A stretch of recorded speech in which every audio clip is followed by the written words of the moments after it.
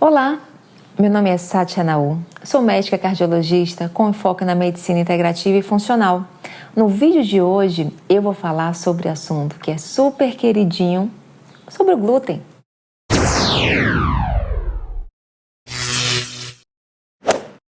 Primeiro a gente tem que entender aonde é que está inserido o glúten na nutrição, porque o glúten é uma proteína que faz parte do trigo. E o trigo, dentro da nutrição, ele é o quê? Ele faz parte do grupo dos cereais. E o trigo, ele tem uns priminhos, o centeio, a cevada e a aveia.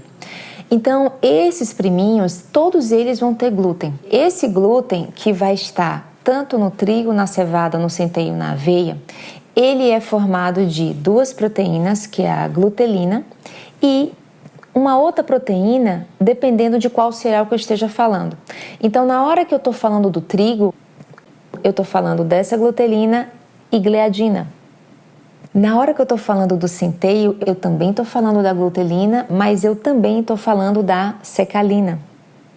Na hora que eu estou falando da cevada, eu também estou falando da glutelina, mas eu também estou falando da ordeína. E da aveia, eu vou ter também a glutelina e vou ter a avenina. Só que no caso desse glúten da aveia, ele não é inflamatório. Quando fala assim, aveia contém glúten.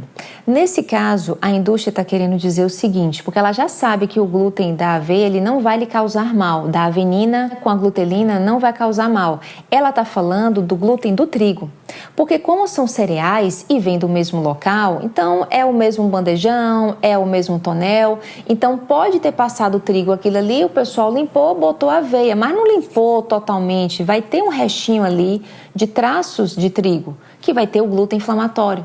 E aí você vai botar aveia. Aí você tira, bota lá no saco para vender, quando vai ver, vai ter o traços. E se a pessoa for altamente sensível, vai dar ruim, vai dar problema. Então, por isso que a indústria bota a aveia, não tem glúten, é uma aveia sem glúten, é porque é uma aveia que não tem contaminação cruzada. Porque o glúten em si da aveia, ele não é problemático. Os três mais inflamatórios vão ser o glúten do trigo, o glúten do centeio e o glúten da cevada. Esses três, que inclusive para quem tem doença celíaca, também tem que ser evitado, porque são altamente inflamatórios e com alta dificuldade de digestão. Então, o trigo, na partir da década de 60, quando começou a questão da engenharia genética a proliferar, percebeu-se que poderia ser muito mais produtivo, mais barato e ser colocado numa ampla variedade de alimentos se ele sofresse alterações genéticas. Foi muito submetido a modificações genéticas, claro, porque basicamente o mundo é feito de quê, gente? O mundo é feito de salgadinho, pelo amor de Deus, o mundo é feito de pão, de biscoito, de torrada, de bolacha, bolo, torta, o mundo é feito disso, macarrão, pasta, é feito disso. Então não é feito de centeio, de aveia, de cevada, é feito de trigo. Então essa é que é a menina dos olhos da indústria.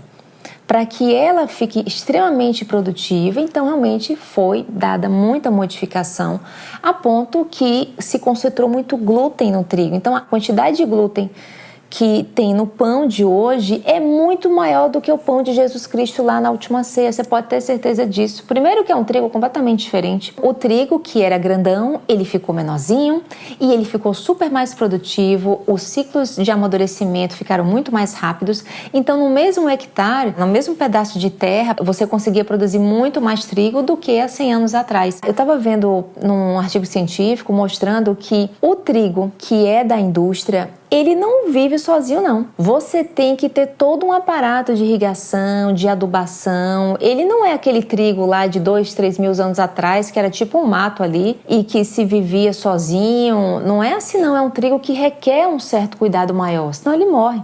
E isso mudou a forma de cultivo e, consequentemente, não se iludam, vai mudar sim a sua forma de digestão. Então, o trigo ficou um super negócio para a indústria, ficou uma coisa mais barata, mais acessível e, se você for lembrar da pirâmide nutricional, a base da recomendação é o quê? Trigo. A base da recomendação é carboidrato. E o trigo, financeiramente, fica muito interessante você entrar nessa pirâmide alimentar, porque acaba sendo rico em calorias e um alimento barato. Pode reparar, aonde você anda, você se depara com um carbo, e esse carbo pode dizer que é trigo. É o que eu chamo, é surra de trigo, surra de glúten, surra de carbolândia, porque aonde a gente está, a gente sempre vai encontrar trigo na jogada, por conta do baixo custo e um alimento calórico. E a orientação da pirâmide alimentar é o que é mesmo?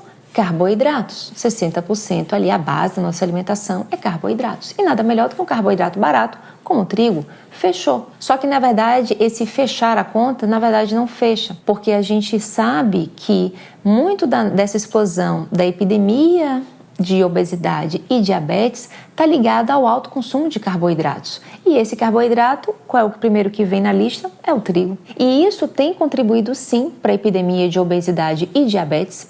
E aí você ainda tem a questão de que é muito trigo e esse trigo modificado geneticamente, porque ele, já te falei antes, que ele precisava ser mais produtivo, pequenininho, crescer mais, amadurecer mais rápido, mais cromossomos. Isso virou esse trigo que todo mundo consome de difícil digestão. E isso com alto poder inflamatório. Então vai ter uma percentagem relativamente moderada ali de pessoas que vai ter dificuldade sim para digerir esse carbo. Então eu estou falando de dois problemas. Eu estou falando do problema de ser muito carboidrato que as pessoas ingerem e ao mesmo tempo um carboidrato de difícil digestão e de alta capacidade inflamatória. Então eu tenho dois problemas aqui. Um problema me ajudando a dar diabetes e obesidade e outro problema me ajudando a dar inflamação. Inflamação gerando doenças autoimunes, doenças neurodegenerativas para aquela população que está cada vez mais susceptível. Então você tem, na verdade, uma junção de vários problemas para o mesmo produto.